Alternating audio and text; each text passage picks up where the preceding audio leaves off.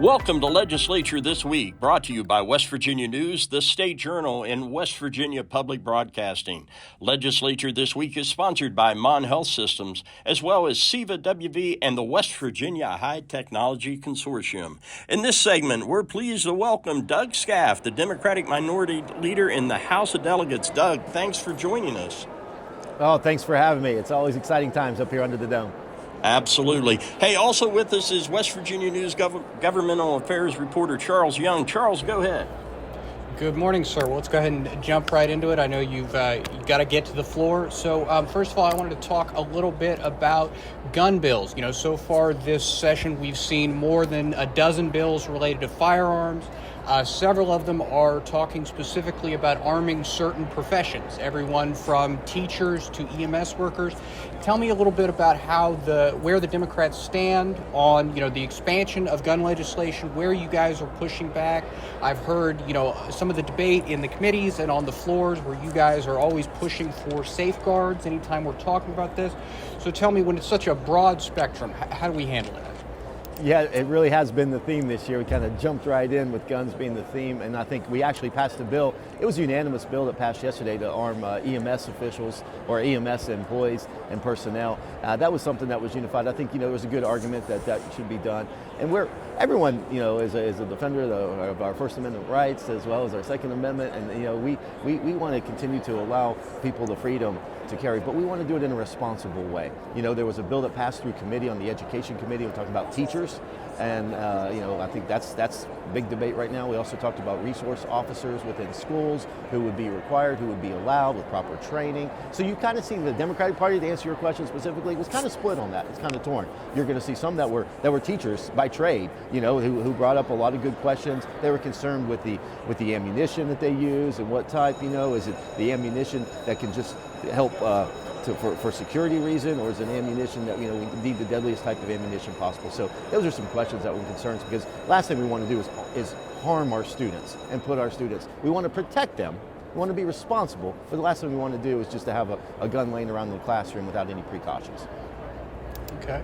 Well, and then I also wanted to ask you about, we've seen, a whole tranche of socially divisive bills, that could be construed as socially divisive, particularly, bills that seem to be targeting LGBTQ folks, our so-called anti-racism bill that, a lot of folks of color have issues with.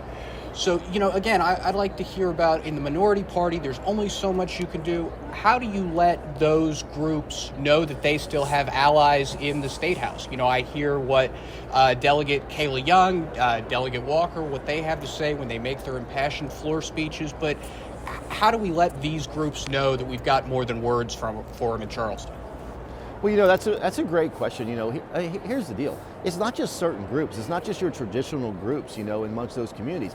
The Chamber of Commerce, every business luncheon or breakfast I went to, it's in everyone's mission statement that they will not discriminate. For every Fortune 100, 200, 500 company has it in Toyota, for example, was just at a breakfast the other day talking that say they don't want the legislature telling them who they can and can't hire. They don't want preemptive measures that tell cities what ordinances they can have and not have. They want to be all-inclusive. I mean, companies, it's until this supermajority opens their eyes, and until they see companies refusing to come to West Virginia because of such a hardline stance on social issues, I don't think they're going to stop pushing these. These social issues do nothing but give us a bad stereotype for the state of West Virginia when we're doing so much. We're giving so much money and tax incentives to attract people here, and then the one thing that doesn't cost us a thing, the one thing that you can do is just leave the social issues alone. Leave them alone. It doesn't cost us a thing, but we keep bringing them up. We're making national headlines over and over again, and people say, that West Virginia, they're still living 20 years behind the times. We need to be open and welcoming to all people. Wild, wonderful, and free West Virginia. And these companies, these Nucors, these Toyotas, these new battery companies won't care. You know what? They all said, we say the right things when we're in those meetings with them, but we're not doing the right things on the floor. So it's not just the particular, the certain communities that you're referring to. This is a big deal. This is a big deal. And now, how are we going to fill? We asked for remote workers to come here. I think WVU and Marshall do a fantastic job as our magnets into West Virginia. That's what brings people to West Virginia. And it's our job is to keep them here after they graduate. They come from all over the country. I think we have every 50 state represented in our schools here, and not just WVU and Marshall, but all our schools. We need to pass and not pass legislation that says that you're not welcome to stay here and work. Doug, you said you were at this breakfast at Toyota, and they all, you're right. I mean, every company has these policies. I mean, do you really think it's going to take one of them standing up and just saying, you know what, we were going to build that $4 billion plant, but we're just not going to because those policies are against what we believe in? I've been in meetings and conversations when Berkshire Hathaway, when Nucor, when Toyota, when they've said, we want to have non-discrimination, we don't want to mess with those laws, you let us do our thing and hire who we want to. And yes, Berkshire Hathaway, one of the largest companies and conglomerates in the world, tells you, West Virginia, don't go there. It could jeopardize us locating there. You should open your eyes and listen. And until one of them pulls out, until Toyota decides not to expand their plant, or till one of these companies decide to change their mind midstream and say, I'm not coming here, I'm afraid the supermajority won't wake up. I mean, these social issues do nothing but divide us. We need to focus on growing jobs, workforce development, fixing our public education. That's what we want to focus on as Democrats, and it's not a Democratic or Republican issue. This is a West Virginia issue, believe it or not. It shouldn't matter. It shouldn't matter. Hey, listen, guys, we're in the 21st century here. We're not behind the times. West Virginia should be like every other state. The one thing that we can do, you want to do no income tax? Great, but you can't pick and choose who doesn't get that income tax. It should be no income tax for everybody, regardless of what you believe in.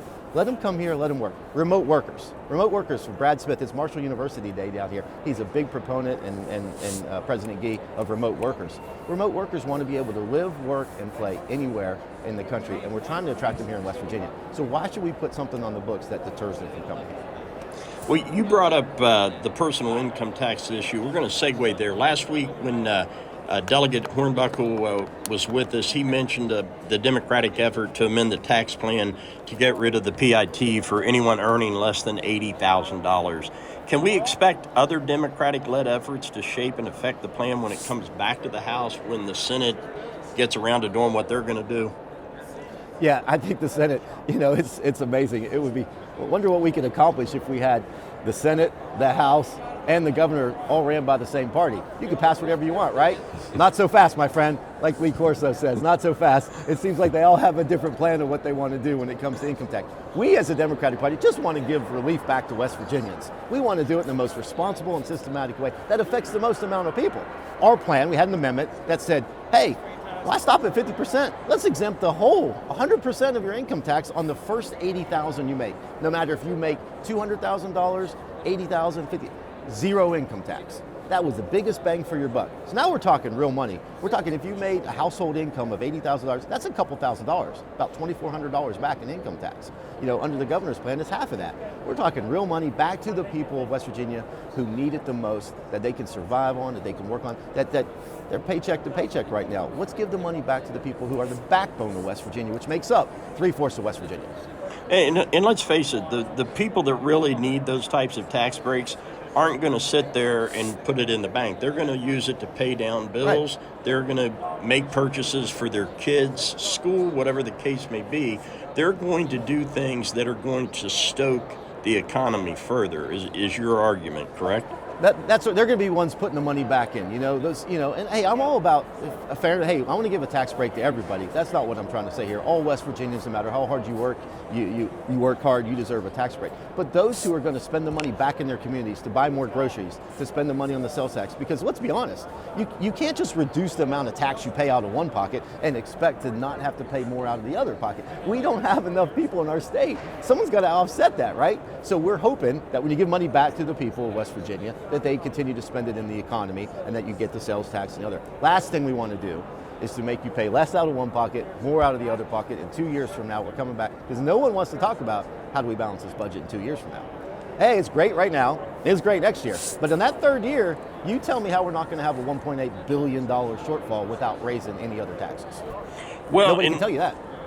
Let's talk about that, because what we're hearing now Charles has picked up on some stuff. I've picked up on some stuff. We've talked to Randy Yohe with West Virginia Public Broadcasting, who had a couple of the senators on yesterday talking about maybe no tax plan comes out of this session.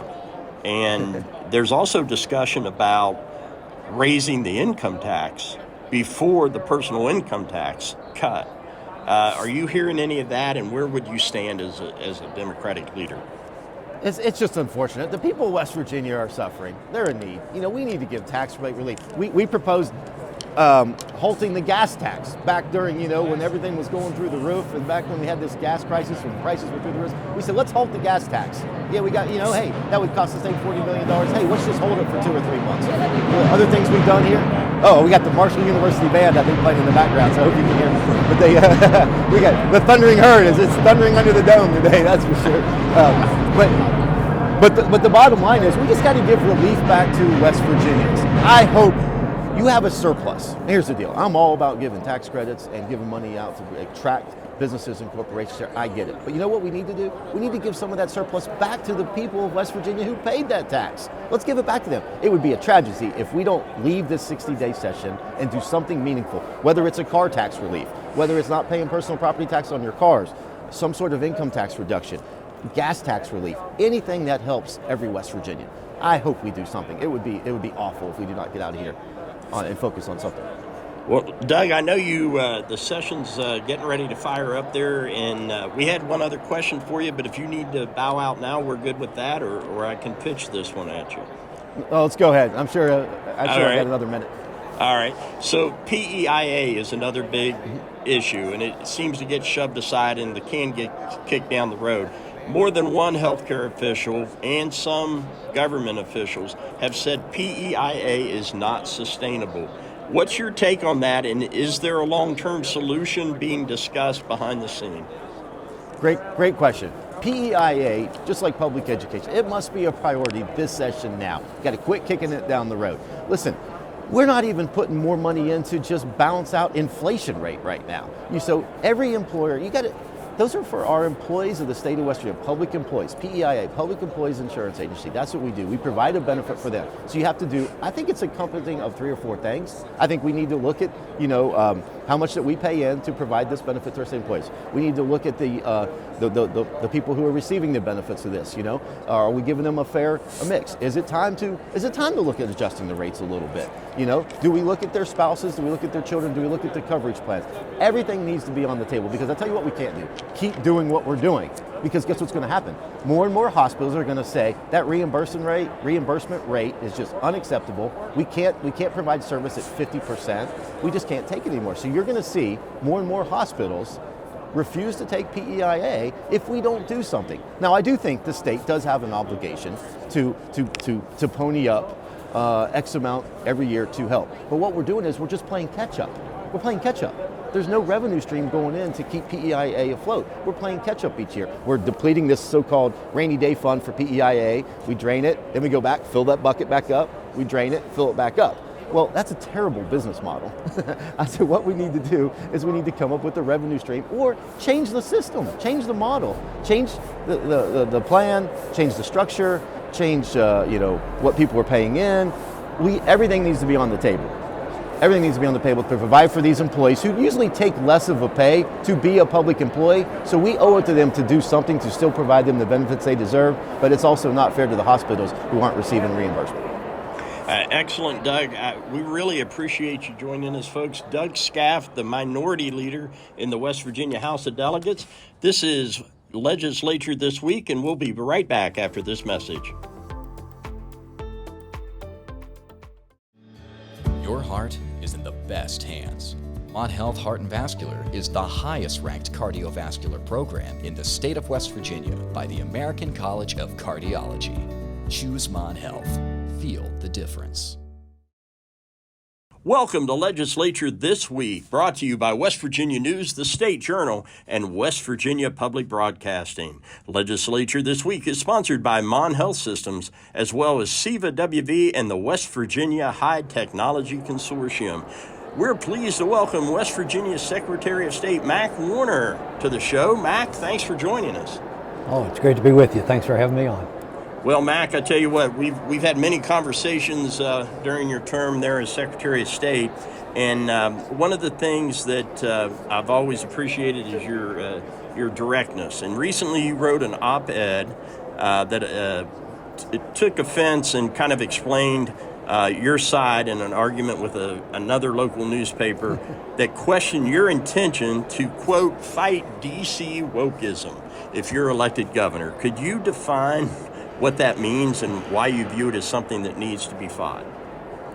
Well, first of all, I thought it was a little unusual that the hometown newspaper, we're talking about the Dominion Post in Morgantown, would come out as I announced for governor to take me on, and they doubted why would a governor fight wokeism, these policies coming out of D.C.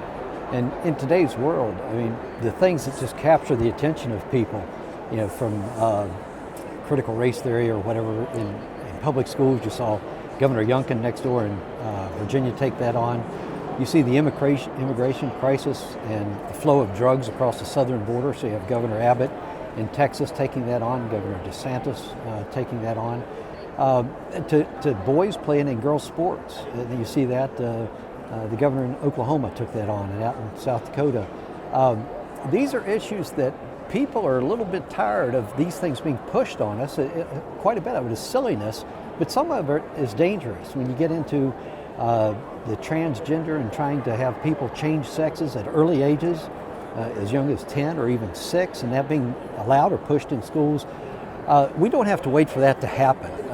Even here inside the Capitol Dome, some people have questioned, well, why would you take this on? That isn't happening widespread in West Virginia. Well, you have legislatures that take on murders and rapes and child molestations before it happens. You want to prevent that from even giving a course or a way for that to happen. And so this child mutilation, which is when you're cutting off body parts from youngsters or genetically changing through drugs and that sort of thing, let's put a stop to it before it even starts. I think it's something that this government, this legislature can chew bubble gum and walk at the same time. We can handle some of these social issues, put them out of the way, and then get on and continue to do the serious business of the people. So anyway, I had simply said that I would continue to fight as these other governors have done, and that's why the battle went back and forth a little bit between me and my hometown paper. Again, I thought it was kind of strange that here I am.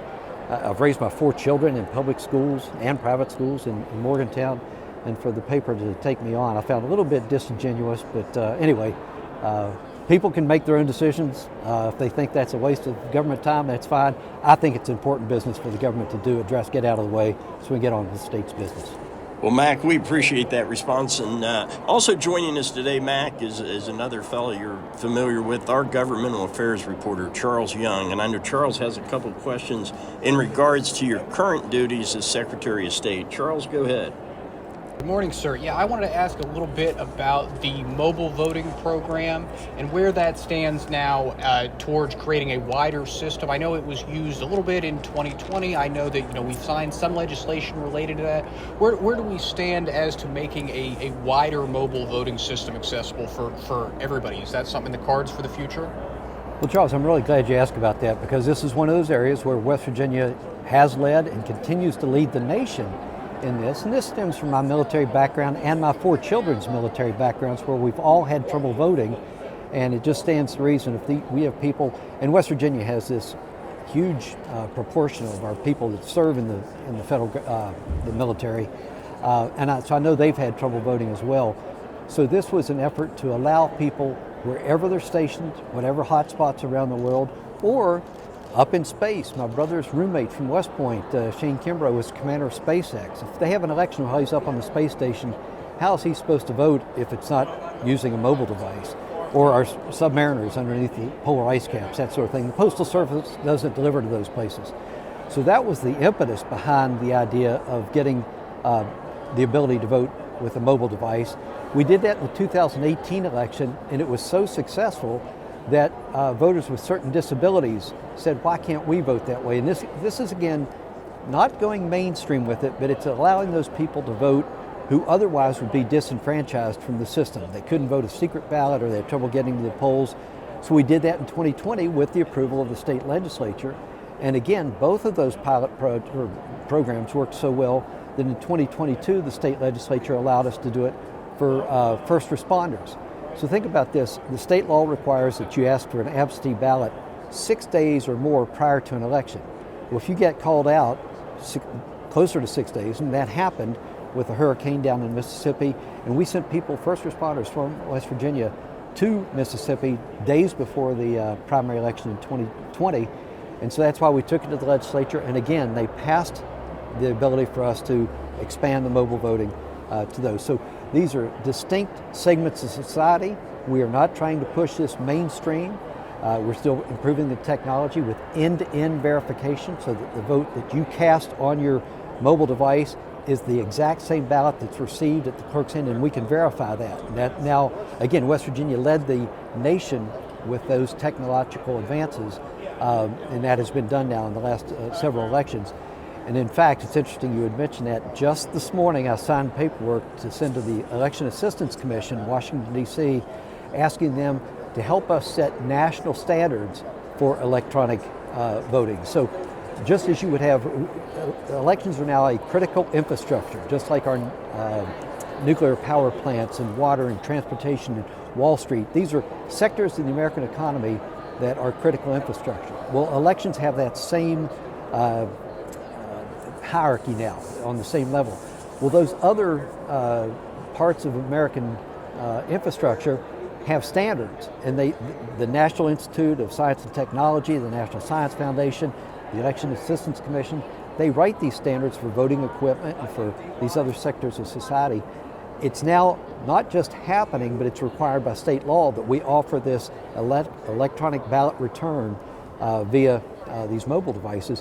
Why wouldn't these same institutes write national standards for everybody else? There are 5 or 6 other states that are following West Virginia's lead, but there's no reason to have 5 or 6 different set of standards across the United States. That's why we're asking for national involvement to set the standards. And once that happens, then I think to get to where you were going with the question, could it become more mainstream?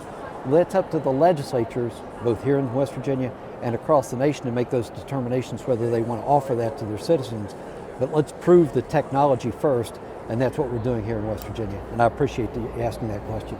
Yes, sir. Well, I want to stick, kind of along those same lines with some, potential expansion of voting rights legislation that's been offered so far this session.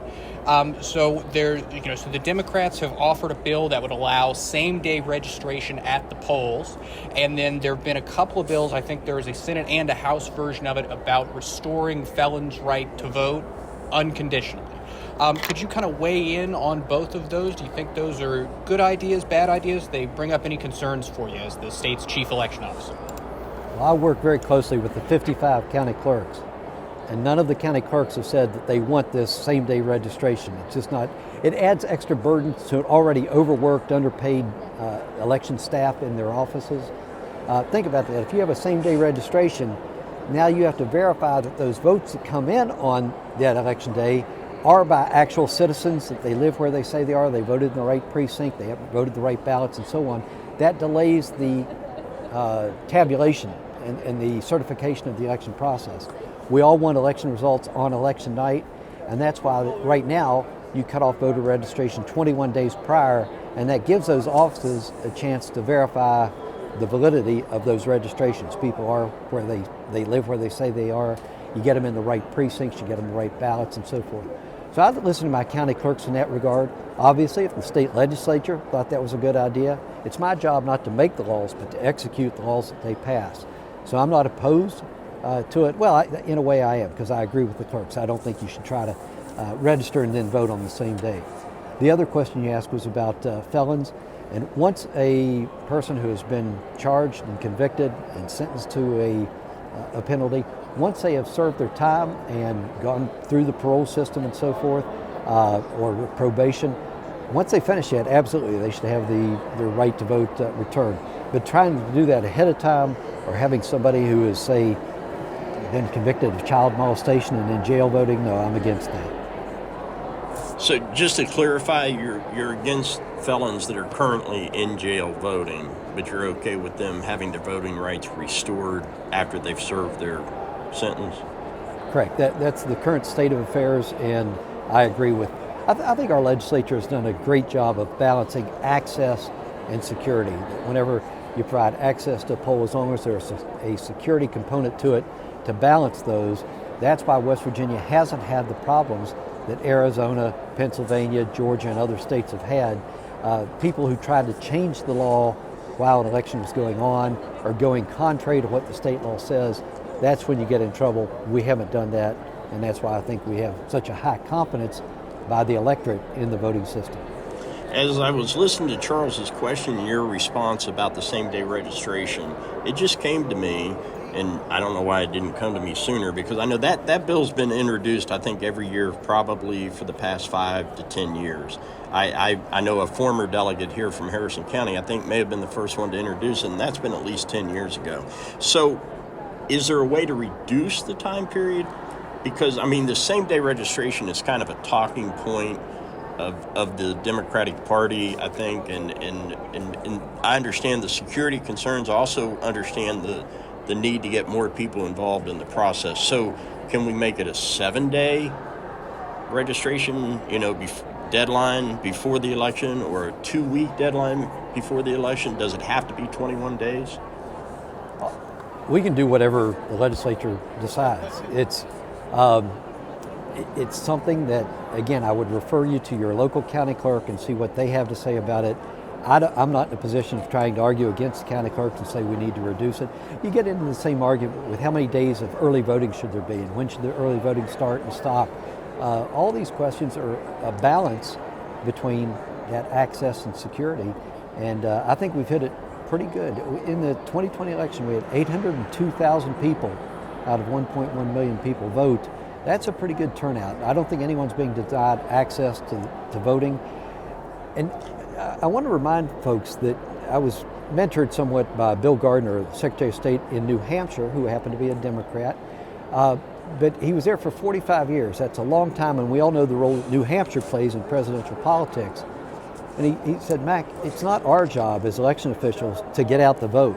It's our job to run a free, fair, clean election. It's a candidate's job, it's a party's job, it's a campaign's job to get people out to vote. So to your point, if you want to energize people, do it through that campaign process. We're talking right now about an election of 2024. We're a year and a half, 2 years out from this. People have plenty of time to go register. They have plenty of time to think about how they're going to vote, or whether they want to do absentee or whatever. And, so there's no problem with it. This is a last minute thing that says, oh, I forgot to register, I forgot to do whatever, let's go do this and let's go vote on the same day. And that puts uncertainty, it puts security concerns, and it puts extra work on clerks who I said before are overworked and underpaid. Let's listen to our clerks. And this is both parties. I was taken aside when I first ran for Secretary of State by clerks of both parties and said, here's what you need to do to clean up that office. We all want those free, fair, clean elections, and I think if we all listen to those clerks, we're going to come out with the right answers.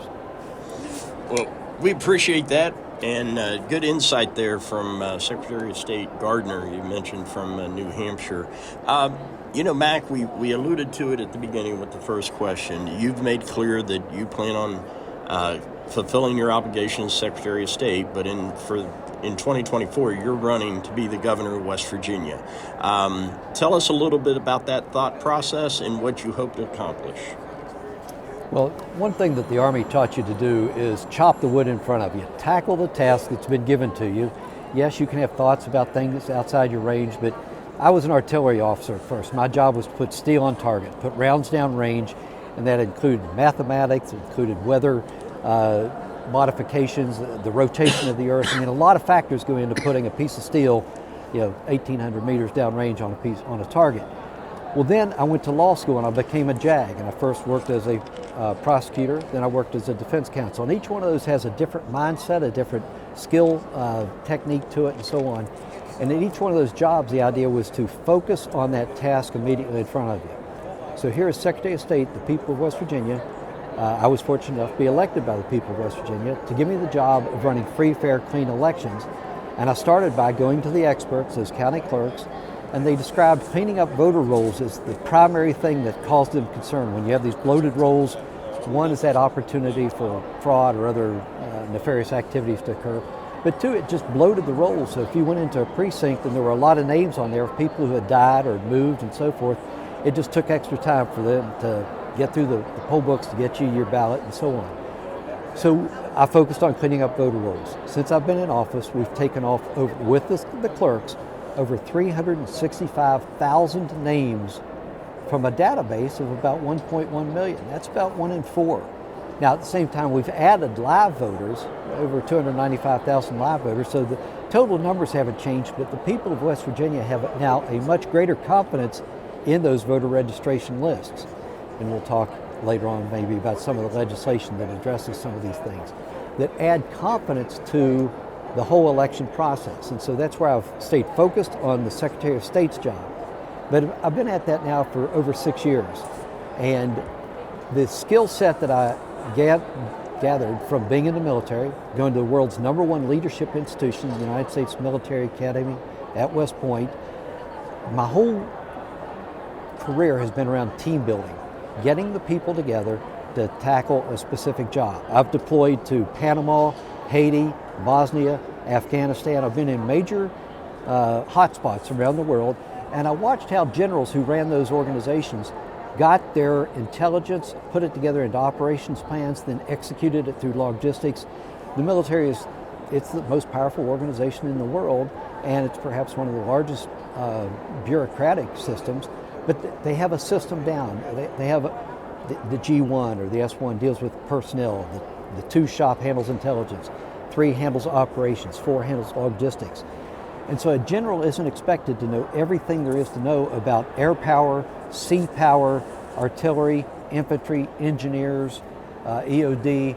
All those are different skill sets that he has experts that he relies on, and then they bring that to bear in a organized fashion to then come up with a plan. Then once people have different ideas on how to tackle these different situations, but once the decision is made, it's time to put all that arguing aside and go execute.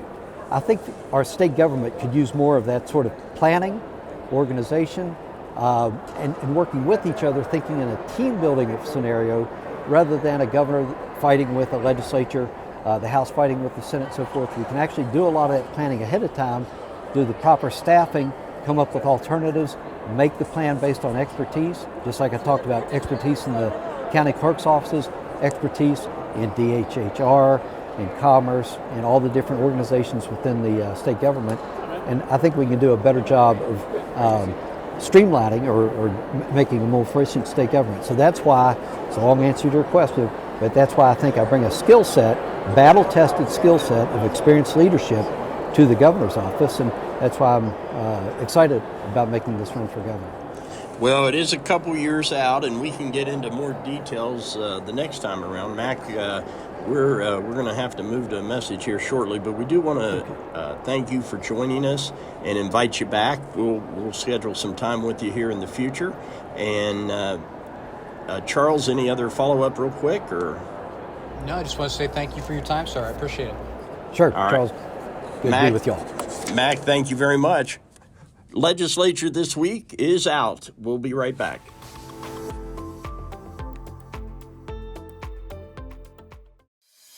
Here's the better opportunity you're looking for. Enhancing health and wellness of our community, one patient at a time. Apply today at monhealth.com/careers. Choose Mon Health. Feel the difference. Welcome to Legislature This Week, brought to you by West Virginia News, the State Journal, and West Virginia Public Broadcasting. Legislature This Week is sponsored by Mon Health Systems, as well as SEVA WV and West Virginia High Technology Consortium. In this segment, we're joined by Randy Yohe, the Senior Government Affairs Reporter with West Virginia Public Broadcasting, our news partner. Randy, what's going on in the Capitol? Well, it's Marshall Day today, and it's green and white everywhere you look. They've got their fife and drum corps, and they have more booths and setups than I think WVU had yesterday. Uh-oh, we're going to start a little conflict already. I like that. Now, we'll get the blue and gold and the green and white down there on the same day next year, maybe. So, hey. That's not going to happen. That's not going to happen. Hey, Randy, so what's going on with the governor's tax plan and Yeah, I think you guys are scheduled to have him on your show tonight, aren't you? We are. I mean, I'm sitting right next to him right now where he's doing another radio show. What we heard last night, the revelation, we had an interview talking about tax reform with Delegate Larry Rowe of the Finance Committee and Senate Finance Committee Chairman Eric Tarr. And Chairman Tarr pretty much implied that the Senate is not in a hurry to present their plan and may not present one at all. That he says we've got till July if anything had to happen. We've got the governor that's out on his town hall tour, and we're in no hurry. We wanted to make sure that you guys, that the House and Senate and the governor understands what our spending is going to be when it comes to the surplus, and there was a direct implication, and Charles, I think that you heard it too between the lines, that the Senate may not present a tax plan at all this session. Yeah, I mean, that was my impression of listening to your all's conversation, that, it seems like he is very concerned about making sure that, these cuts are sustainable. It's quite a big chunk out of the budget. And so, I wanted to ask you, was he, the implication there is that he's expecting a special session sometime after the regular session concludes? That's a possibility, or just to wait it out and see if, they go up to another election and try with Amendment 2 again and do the tax changes that they want for the property taxes with business and inventory and machinery. But I can't see them waiting that long. I mean, it seems like West Virginia is due for a tax break when it comes to the populace. So I'm not sure what the plan is, but it doesn't look like it might happen this session. When he told you that, the plan that's being developed is still, a retread of Amendment 2 with these rebate elements, and that's an idea that, the governor originally suggested about the car tax. Now it looks like they're going to try and tackle the elements of Amendment 2 that way, but like you just mentioned, that is not a tax cut for citizens. The majority of what was in Amendment 2 was, our business machinery and inventory tax. So that wouldn't have an impact on the average, West Virginian filing their taxes. No, it wouldn't at all, unless you tacked in the vehicle tax there, which they've already, thrown in as a kicker, it seems, here and there. Yeah, early on, Tarr said that was going to be the plan, to develop the rebate system for the property tax and the vehicle tax. He didn't even say that at all last night. He didn't talk about, I asked him that directly, and he hedged and implied that it looks like, we're going to wait this out. That the governor shouldn't be out on tour right now, that he should be at home tending the business, was his thought. And we're going to wait this out and see what happens. The strategy may be beyond me a little bit. Well, I think what they're headed to is, that amendment got defeated soundly, okay? And I just don't know, especially based on some other things that we've picked up on now, because now what we're hearing is, instead of enacting this personal income tax, there's actually a discussion now going on, some backroom chatter that we're picking up on, about increasing the sales tax in West Virginia. West Virginia's government coffers are bursting at the seams right now. I just don't know if West Virginians are going to sit there and tolerate a Senate that is talking about raising taxes before they consider cutting anything, especially if they're only going to cut the business and inventory tax. What's your thoughts, and what do you hear about that income tax? I heard it alluded to last night for the first time. Somebody was talking about in Tennessee, I guess they have 9.5% sales tax. And if we were going to eliminate some of these other taxes, that we might have to boost ours. And I was talking to there was a fellow from Tennessee that was there last night too. He says, you don't want that at all. The governor has been out again on a town hall tour talking to citizenry about seeing if the legislature could pass this 50% personal income tax plan. But I'm not sure what the citizenry has to do with it. because they're not the ones that are going to be the deciders in this. It's going to be the House, and he took Senate Majority Leader Householder with him to Martinsburg, if I'm not mistaken, yesterday or the day before. And it's the citizenry is not going to be the deciders here. So everybody's strategy seems to be coming to some kind of a head that a lot of us don't quite understand. I was told that we heard householders say recently that they were meeting once a week, that House leadership, Senate leadership, and the governor were meeting at the governor's mansion, having breakfast once a week and talking this over. Well, I talked to Eric Tarr last night. He said, we've done that twice, and the governor was there once. And we used to do that before session started. We didn't do that at all this session.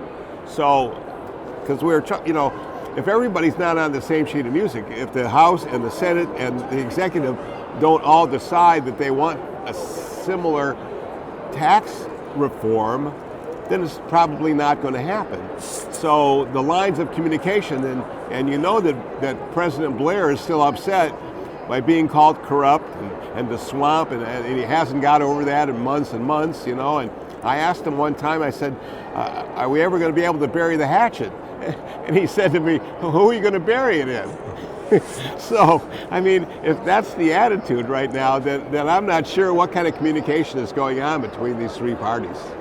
Well, and that is a definite concern, and it is clearly that there's a pretty big divide. We kind of anticipated that. I know in our conversations with Charles, we kind of foresaw some of this, but now how far they carry it, I don't know. Again, I don't know. All the senators represent specific areas, and they only have to be elected in those areas. I get that, whereas the governor is elected statewide and things like that. But the reality of it is West Virginians are not going to be real pleased.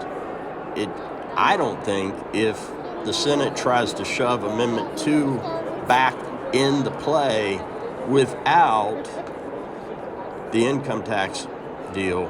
And with this other, we have to remember, and we brought this up before in our coverage of it, you probably have as well, Tennessee is a thriving tourism area. And I know West Virginia has picked up tremendously, but it's not comparable right now. Same thing with Florida. Both of those states don't have personal income tax, and they have higher sales tax because it's not Tennesseans and Floridians, I think, that are being charged. They pay that amount, but they're not getting hammered by it like the tourists are. When you go to Tennessee and you go to Dollywood and you go to Nashville and you go to Memphis, you're paying a big chunk in sales tax, and you're compensating all that personal income tax Tennesseans don't have to pay. You're not going to have that amount of tourism in West Virginia to offset that, I don't think, and it's going to be West Virginians that are paying the bills. I think a lot of voters will see right through that. We probably could talk about taxes forever, but the other thing that we're hearing a lot of feedback on, we had some feedback the last show, was on PEIA. Have you heard anything along those lines? So many people. Dave Ramsey from Vandalia Health put out an op-ed to newspapers across the state, thanking legislators for doing what they're doing. But there's been a lot of people allude to the fact that PEIA is not sustainable long term. Are we hearing anything about some kind of fix? No, and you're exactly right. It's not sustainable long term. The long-range plans for 2025, 26, 27, and even just when Governor Justice leaves office, is that the prices are going to go up to $400, $500 million. And how are they going to find the money for that? Now, Governor Justice, throughout his terms in office, has sustained PEIA with about $100 million every year, and he said he would do that until he leaves, and they're taking him at his word. It's just what's going to happen after that. And we saw with Wheeling Central Hospital a couple weeks ago, where they came out just a week before session. This was all timed out, and to say that as of July 1st, we're not going to accept PEIA patients, and because of the reimbursement rate. Well, then you hear the governor in his State of the State Address kick in enough money to boost those rates up to 110%. That we're down at, 59% or something like that. So, I mean, these people need their health insurance. There's no doubt about that. So there's the challenge right now to make sure that our hospitals accept PEI patients and things go along as prescribed. But then there's that long-range concern that I don't think anybody has an answer. I'm going to ask the governor, and we'll ask the governor there. But I haven't heard any kind of a concrete way to plan out, these hundreds of millions of dollars that are going to be needed. Charles, I know you've been following some other legislation you've written about and some interesting developments down there. Why don't you and Randy discuss some of those gun bills and things like that just keep cropping up? Sure. Well, I was going to say, Randy, one of the other things that stood out to me from your all show last night, that I think it may have been Chris that was doing this, but, we had some more contention in the Education Committee on Monday about, our so-called Anti-Racism Act. We talked last week about, there is a planned public hearing on that in a couple of weeks. How is that shaping up currently? What came out of what was the contentious debate surrounded in the committee? Yeah, I sat in House Education twice this week for anti-racism and discipline as well. And then yesterday, discipline was front and center on the House floor when it comes to school discipline. Anti-racism, I mean, it's passed, as you know, it passed through both House and Senate last year, and at 2 seconds after 12, it didn't get pushed through on the final day, and who knows what kind of hanky-panky was going on there. But you talk to the teachers and some of the Democrats, and they're saying that this is a chilling effect, that we don't really need this kind of a critical race theory put upon us. And then you'll talk to the people that support the Anti-Racism Act of 2023 that say, no, this is necessary, even though there's been only a few isolated incidences of teachers that may have propounded that there's one race is better than another. I can't even remember the exact wording about it. The point is, there's not been a lot of incidents reported in this at all, if any. One here, one there over the past several years. So it looks like the Republican supermajority has the power to push this through. Yeah, no, and as you said, I think the issue last year was that, literally the clock ran out. It wasn't that that this died in committee or that it was actually voted down. They just ran out of time. So this is them taking another run at essentially the same bill. There's not a lot of changes between this year and last year's version, right? No, not at all.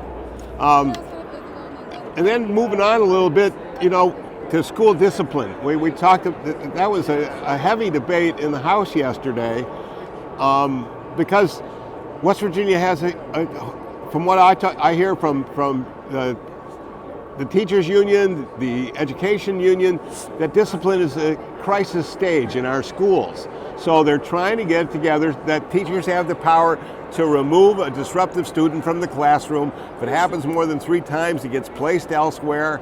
There are some caveats for that student to get help, but then opponents of the legislation yesterday, like Mike Pushkin, Democrat from Kanawha County, came out and said, listen, there was a bill 2 years ago, a Senate bill, that was supposed to institute a plan to reduce our expulsions and suspensions in West Virginia, that West Virginia leads the country in student expulsions and suspensions. That plan has never been fulfilled. It's never been played out. So how can you come out now with a plan to try to limit discipline and disruptive students when you're not getting at the root problem at first? It was a pretty solid argument. It flew from some Republicans as well, but the final vote, I think, was 79-16. So there will be now coming up in place, at least it'll go over to the Senate, some stronger implements that teachers will have to get rid of a disruptive student in their class, and as Chairman Joe Ellington of the Education Committee said, to let the majority of these students get educated. the way they're supposed to be, the way that they're in school for in the first place. Well, gentlemen, I tell you what, we could have this discussion probably for the whole hour and a half segment, but we do need to move on, and I know Randy has a lot on his plate today. Randy, we want to thank you for joining us, and we'll be right back after this message. Thank you. Your heart is in the best hands. Mon Health Heart and Vascular is the highest ranked cardiovascular program in the state of West Virginia by the American College of Cardiology. Choose Mon Health. Feel the difference. Welcome to Legislature This Week, brought to you by West Virginia News, the State Journal, and West Virginia Public Broadcasting. Legislature This Week is sponsored by Mon Health Systems, as well as SEVA WV and the West Virginia High Technology Consortium. In this segment, we're pleased and proud to be joined from his office there in the Capitol, the great governor of the state of West Virginia, Governor Jim Justice. Welcome, Governor. No, John, thank you for having me. Appreciate you. Well, we know you've been keeping a busy day there. It's Marshall Day, as we understand it, and you had to go greet the thundering herd, right? Absolutely. Absolutely. There were 80 plus of them here and everything. Doing great stuff, you know, President Smith and lots of really good Marshall folks. Absolutely, absolutely. I think Doug Skaff or Randy Yohe clued us into that and said it might be a bigger crowd than WVU had, and I suggested maybe next year we'll have WVU and Marshall down there to compete on who's got the biggest turnout at the Capitol. What do you think? Contest. I love it. I love it. Well, Governor, let's get started here, and obviously the big project that is on your plate is the income taxes, and just kind of wanted to get up to date with you on that. We know that there's word now that the Senate may not even pass out a bill this session, is what we're hearing. You know, what are you hearing? What's your take, and where do we go from here? Oh, John. You know, at the end of the day, I can't imagine. I mean, I really can't imagine that the entire state of West Virginia is going to be blocked by a couple of individuals that, whatever the motivation may be, you know, may not want to do something. You know, I do believe there's a lot of senators that believe that we need a tax cut, we need a personal income tax cut. You know, for the most part, the people spoke. The people spoke very, very clearly on Amendment 2. I think we're still in a pity party about Amendment 2 for those two folks I'm referring to. And absolutely, I hope and pray that the people of this state don't sit idly by with absolutely knowing that they could be putting 50% of their income tax money back in their own pocket, back into their families' pockets, looking after their families and doing all the great stuff that they can do for West Virginia. And absolutely the multiplier effect of those dollars would be profound beyond belief. And then right behind all of that, just think of the people that would move to West Virginia, the school enrollment go up, we'd be able to do better with our roads. So many different things can continue to happen and everything. And we're just going to let it just squander and go by. It just absolutely is mind-boggling to me. Have there been discussions? I mean, we hear that, yes, the House leadership and the Senate leadership, along with you from time to time, are getting together and having discussions. I mean, where do we stand with that? Is that going on? And some of the senators have alluded that there's not a lot of discussion going on. Well, that's just ridiculous to think that. You know, I've been to Senator Blair's office myself. We've had 2 different breakfasts at the mansion. We'll have another breakfast tomorrow. The Senate promises that they say, well, we want to look more in detail at the numbers. Well, then do it. You know, and literally look at the fact that the House voted 95-2. We're 2/3 of the way there. I mean, do you not think that those people are looking at the numbers? Absolutely, I say Secretary Hardy is at your disposal, and all of his people are at your disposal to show you any and every number that we possibly have. I want to be as transparent as we can possibly be. And then we start down the path of scaring people, just boogeyman stuff, you know, of saying, you know, well, What if we have to, underwrite our rainy day fund by 300 and some million? What if? And if at the end of the day, we just turn our backs and ignore the fact that again in the month of January, we rolled in with another $165 million above our projected numbers or above estimates. I mean, $995 million in 7 months above estimates. $1,309 million above estimates last year. And, these are the taxpayers' dollars. For crying out loud, we need to be putting money back into the hands of our people. We don't need to deplete services. We need to grow services. We need to have pay raises. We don't need to trade a tax for a tax. I mean, it's been brought up to me from the Senate and everything, or through the House leadership in talking with the Senate, that just maybe they would like to add 2% to your sales tax. Ridiculous. We don't need to be doing that. And there's no chance on the planet it'll pass the House. And maybe that's the plan. Maybe that's the plan, throw enough dust in the air that it can't go anywhere. And at the end of that day and everything, is that really what we want to do? The people spoke about Amendment 2. 65 to 35. The people spoke. We need to get over it and move forward. We're here to do the people's work. We're not here to do our self-work. That's just all there is to it. I can't be any more blunt than just that. We want to stay as upbeat as we can be. The Senate says, well, we've got a plan. Well, think about that lady a long time ago, I think a Wendy's commercial, show me the beef. Well, my whole thing is, okay, you got a plan. Show it to us. We'll compromise. If you want to extend this tax cut out over a 5-year period instead of a 3-year period, you want to reduce the amount that we do, show me the beef. We're in an auction by ourselves right now, and that's not fair. It's not right. One thing that we were told on last week's show, I think by Senator Mike Oliverio, who I think is the Senate Finance co-chair or vice chair, was that there was a proposal that they wanted all 50% in year one. Had you heard that? Are you open to that? John, I would say that it'll be a little more difficult to do, but that's what I'm saying. We just continue to move the goalpost. I came out in the beginning and thought what we would do is try to do 30%. And then I was told, through House leadership and whatever, that the Senate wanted to go to 50%.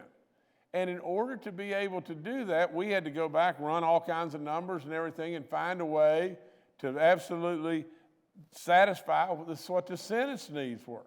We did that, and we found a way to go to 50%. There may very well be a way to go to 50% in year one.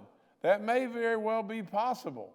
But literally, this idea of, well, what if we were to say this, or what if we were to say that? Say something. For crying out loud, people in any business transaction that I've ever been in, and I've been in hundreds of them. I mean, hundreds of them. What happens is just this. I tell people all the time, tell me what you want. And then let me tell you what I want. And then let's try as hard as we possibly can to work together to get as close to those as we possibly can. Doesn't that sound like a reasonable solution here? But really and truly, you've only got one side talking right now. Well, Governor, along with us, I know you're familiar with Charles Young. He's usually in on all your briefings. I think you may have missed one over the last 3 years. Charles has a couple questions for you as well there, Charles. John, let me say this before. I said There's only one side working. That's not right. There's two sides working, but there's 3 legs to this stool. The House is working and the governor's working, and we need the Senate to work. Go ahead, Charles. I'm sorry. Yes, sir. I want to ask you about the couple of bills from this session that you've already signed into law.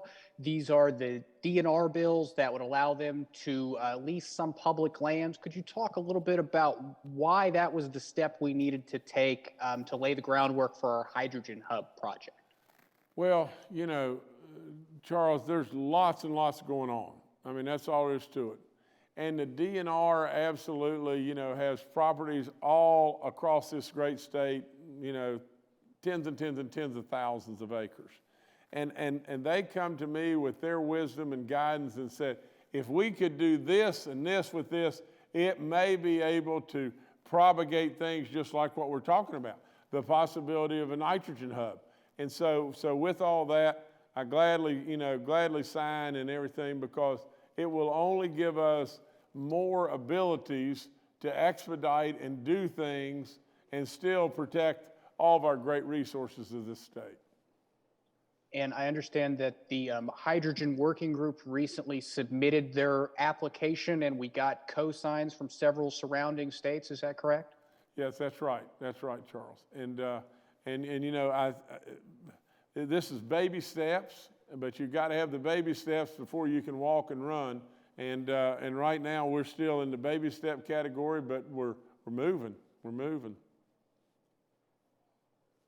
Governor, another big issue that you've proposed some solutions to is the issues with PEIA. And, there's been some action, I think, on your proposal to add some money to the budget so that hospitals can be reimbursed at 110% of the Medicare rate. There's also been some other other money added to keep premiums and copays from going up. But we're hearing from a lot of medical people and even some state officials that, long-term PEIA is not sustainable. And, West Virginia has had a history of having these types of programs, workers' comp and unemployment and different things that had to be privatized or restructured a little bit.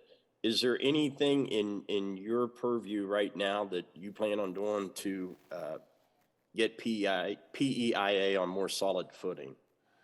Well, John, here's the whole thing about PEIA. What we're doing is stopgap, measures. Basically, what we've been able to do, for all practical purposes, the whole time I've been here, we've kept premiums flat. We had people that were hurting, and still people that are hurting. And we wanted to do something that absolutely, was really difficult to do, because all of us know medical costs continue to rise and everything, and to keep your premiums and your benefits intact, and premiums flat and benefits intact and everything, it's hard to do. Now, we've been able to do that because we continue to be successful in the state as we move forward. Literally, if we want, as we go, I still think for any governor that comes along, there's ways to fix PEIA forever. There was the notion of, well, let's just tack on a little bit of gas severance tax and put that toward PEIA and we can fix it. Well, from the standpoint of the gas industry and so on, especially at the time, it was absolutely a no-go. Now, with all that being said, I do believe that we made a tremendous mistake in this state, the biggest mistake that could have ever been made, in the fact that we had the opportunity, and we had Bob Murray with the Coal Association signed up and ready to go, but we had the opportunity to tier severance tax on oil and gas and coal. Now that boat has sailed and is long gone, and I'm not supportive of revisiting that boat at all. And I want to make sure everybody understands that. But that was a miss in this state that absolutely we should have never done. And I brought it to everybody's attention. I sent it up in every way, and it just died. Now, where we are right today, John, with PEI, and we got to make sure that we understand this, and that is we are absolutely paying our way and insuring ourselves as we go. Absolutely, without any question, as we go forward, the legislature has come to me and said, well, what if we change this? What if we change this? If we do this and do that and everything, we can, as we move forward, we can make PEIA whole. Well, in doing that, you're going to have to change things. You're going to have to change things with border counties, with people going across the state borders to doctors or hospitals across state borders that are charging 6 times what's happening in our counties here. You're going to have to change things with spouses and everything. And all those things can be visited at some point in time, but there is, right now, those things are just, just ideas and topics to think about, as we go forward. Right now, what we can do, we can absolutely, with the surpluses we have and everything and what we're doing, we can absolutely keep ourselves whole. And I hope to goodness as we go forward, governors and governors-to-be, we can find a methodology that will work and work very fairly without absolutely, hitting our people in a hard way. I hope we can find a methodology to be able to pull this off and to make it whole all the time, privatize, whatever that may be, But for right now, I think our best course is to try to some way keep us whole and keep us moving and everything, and continue the discussions to where we can perfect some discussion into a reality, whether it be privatization or whether it be some methodology to be able to come up with a funding or some methodology to come up with something that really works forevermore with PEI. And Governor, I wanted to ask about the Workforce West Virginia initiative that you had announced you were going to make earlier. I think we were talking to some other guests during your announcement earlier. Could you circle back around and catch us up on what that initiative is? Well, to be perfectly honest, I wish Scott Atkins was here on that, Charles, and I'm going to defer to him on that and everything. And he can better explain what the Workforce Initiative is all about and everything. But I'm going to have to defer to him on that. Sure. Governor, earlier, I'm losing track of days, Governor. The legislature tends to do that to you, I think. But here recently, you guys announced your new tourism guide and talked about the virtues of West Virginia tourism. And, I think that we've had great discussions with you and Chelsea Ruby and folks about where West Virginia tourism was and where it's come to this point. How much growth do you think is possible there? Oh, John, you're talking to the right guy about that now.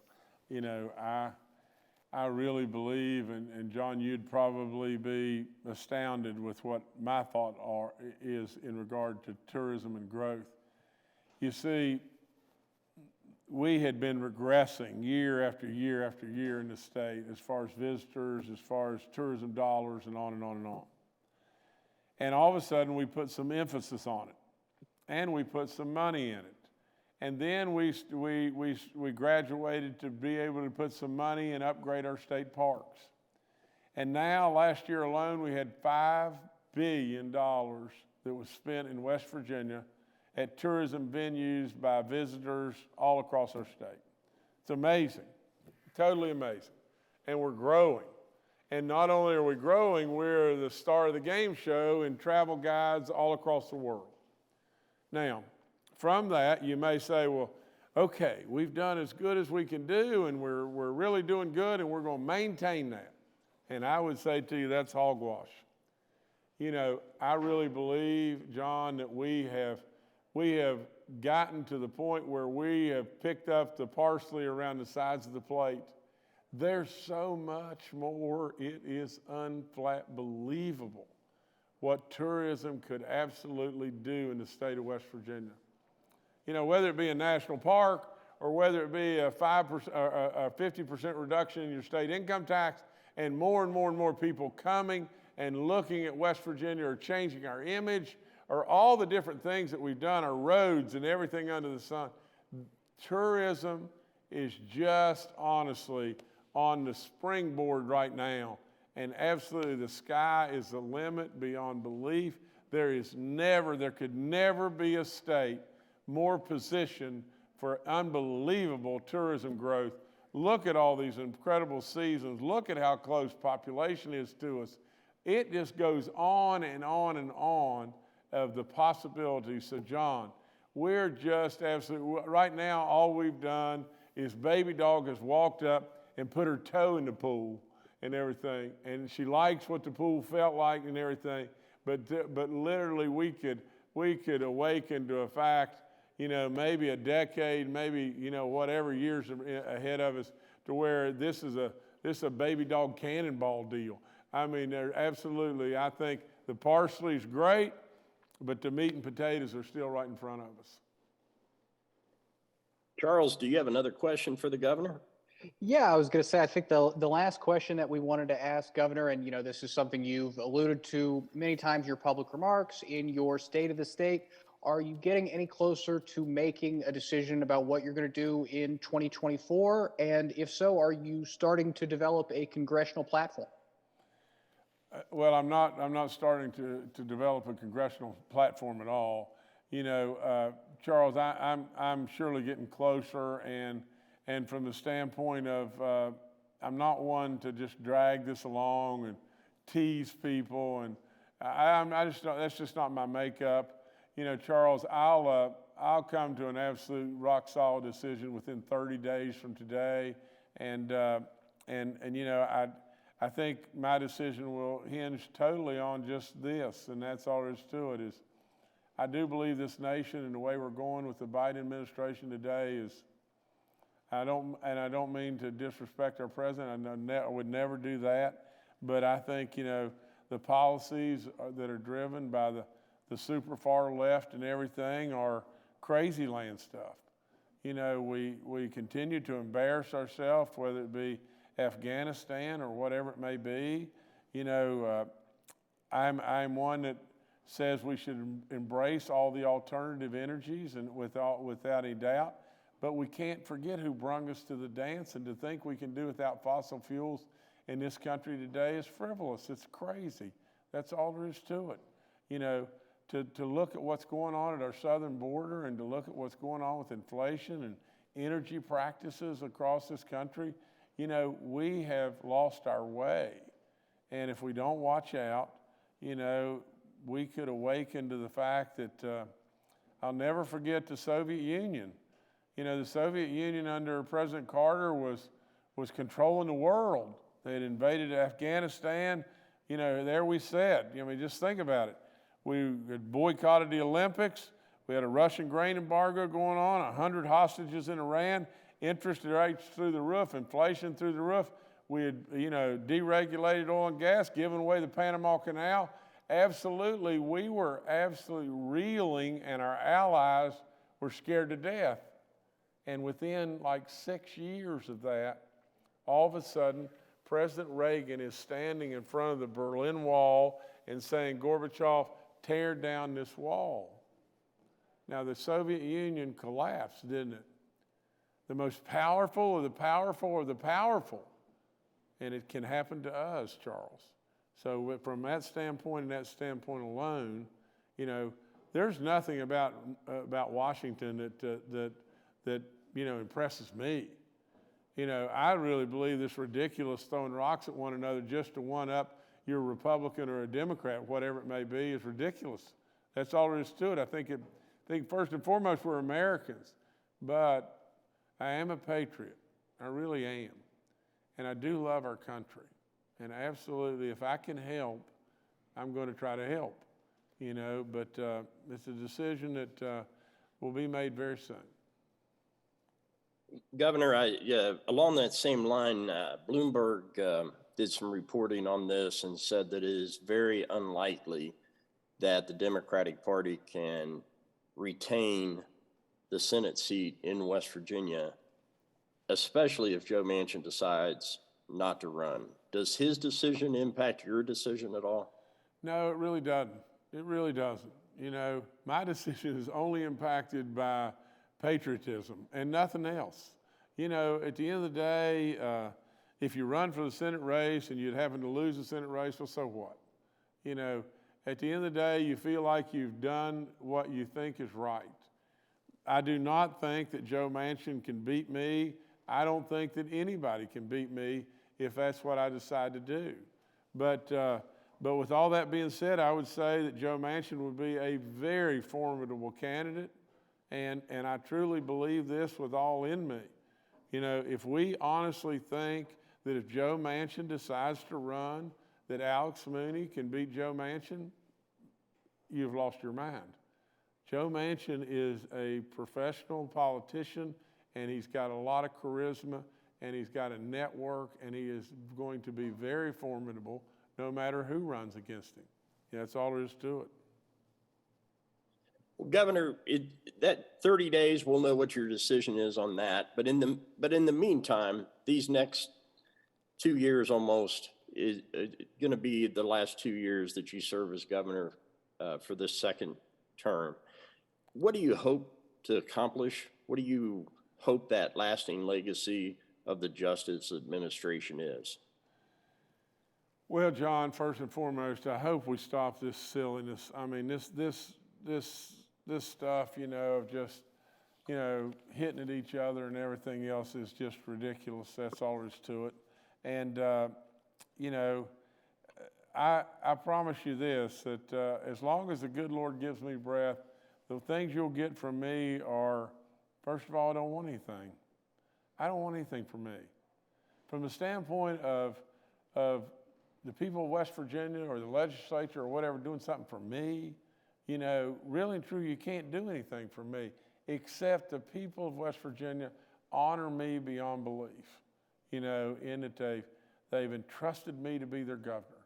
They voted for me to be their governor. And so, you know, John, as long as the good Lord gives me breath, you know, I'll run through the finish line and try to continue to do everything that I can possibly do to make things better and better and better.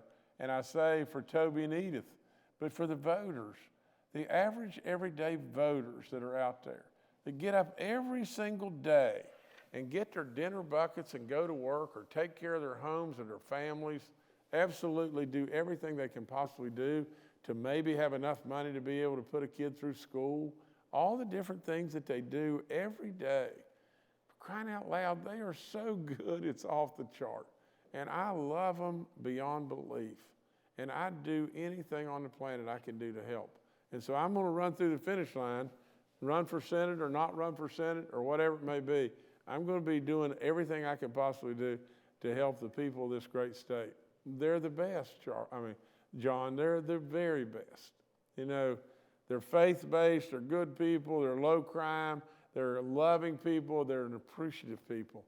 They are the best, period. That's all there is to it. And they've been beat down, a lot of bad jokes told about us, and those days are gone. Now, really and truly, we're on our way to absolutely all kinds of goodness. We're now that diamond in the rough that they missed, and I'm going to do everything I can to continue to perpetuate that. Well, Governor, one last chance. Anything else you'd like to add? We really appreciate the time you've given us. No, John, listen, you guys are great. You guys do great work, and I appreciate you more than you'll know. Just keep doing the good work and ask me any tough question or whatever you choose to ask, and I'll do the very best I can to always to answer it. And, Governor, and Charles, sorry I didn't know all the details about the workforce question, but I do think that Scott Atkins is better on that one than I. Yes, sir. Thank you for your time. We appreciate it. No, thank Governor, you. we thank you for joining us on Legislature This Week. Until next time, thank you.